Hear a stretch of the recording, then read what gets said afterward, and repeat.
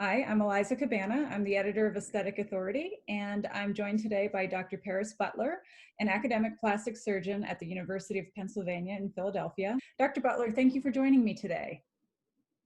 It's my pleasure. Thank you for the invitation. And first and foremost, you have to acknowledge that the disparity exists. And a good way to do that is by showing the data that currently exist and creating studies to present this data. Moving forward, in my opinion, with disparity work, it's not enough to just describe it anymore. We have to provide some suggestions. We have to provide some strategies on how we're going to alleviate or at least mitigate some of these disparities. And that's what we do in this manuscript. So in short, we wanted to see what it took in order to become kind of the epitome of surgical leadership in the United States. So there are two very prominent surgical societies in the country, the American College of Surgeons, which are quite historical, quite prestigious. Over the last 30 plus years, a couple of additional more affinity surgical societies have developed. One's the Society of Black Academic Surgeons, which Colin, Martin, and myself are both members.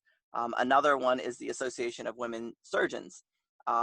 Once again, all four of these organizations have very high achieving, extremely motivated surgeons that are parts of some of the most respected and comprise some of the most respected academic medical centers in the country.